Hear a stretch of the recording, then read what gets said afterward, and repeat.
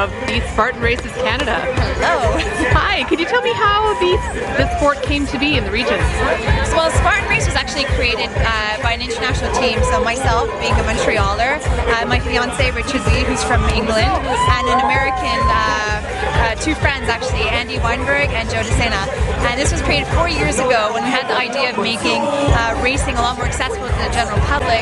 So if you think of things like triathlons and marathons, you have to train a long time, sometimes you have to invest in a lot of gear, and not everyone can dedicate that kind of money or time to training for these things. So what we thought of was creating an event that would be catered to all ages, from 4 years old all the way to 100 years old if the person was, adventurous enough. And so we created obstacle racing, a brand new sport.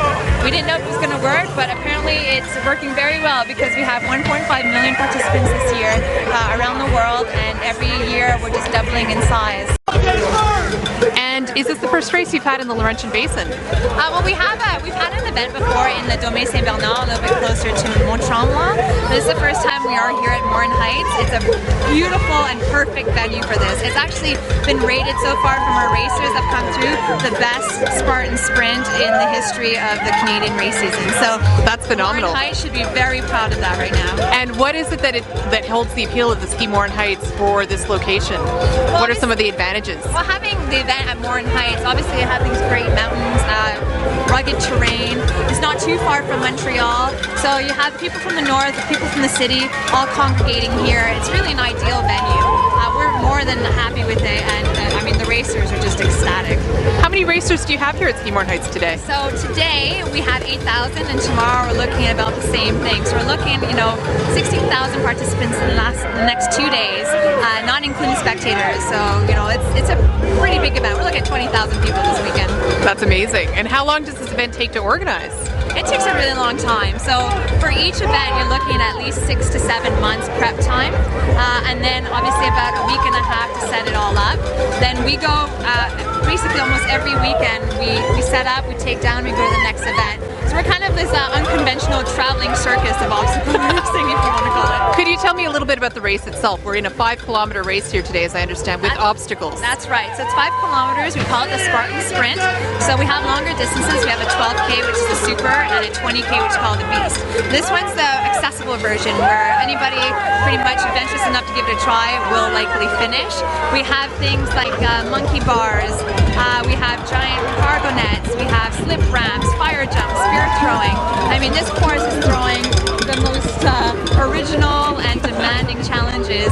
And we do tell people, if you give it a go and you're really struggling, not to worry about it. We encourage you to try, but if it's something that you just can't get over, you have to opt out with 30 burpees. So often people actually suck it up and they get right through it. They go, I'm going to do this obstacle because I don't want to do 100 burpees by the end of this journey. I'm sure they wouldn't after a day like today. Yeah.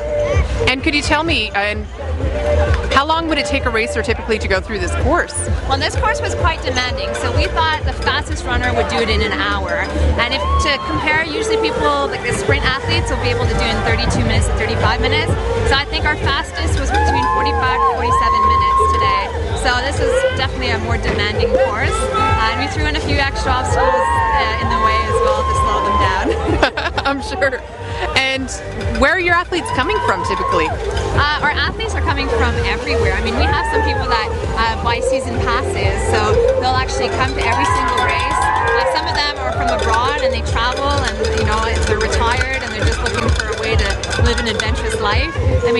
You can't single out a single profile of a Spartan. You can have a 14-year-old student all the way to a lawyer, to mother-daughters, to single parents.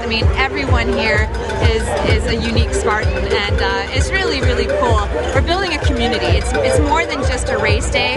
It's about supporting each other through milestones in your lives. And when people cross that finish line, they know, they understand what this is all about. And we invite more people every year to come and experience what a Spartan race can do for you.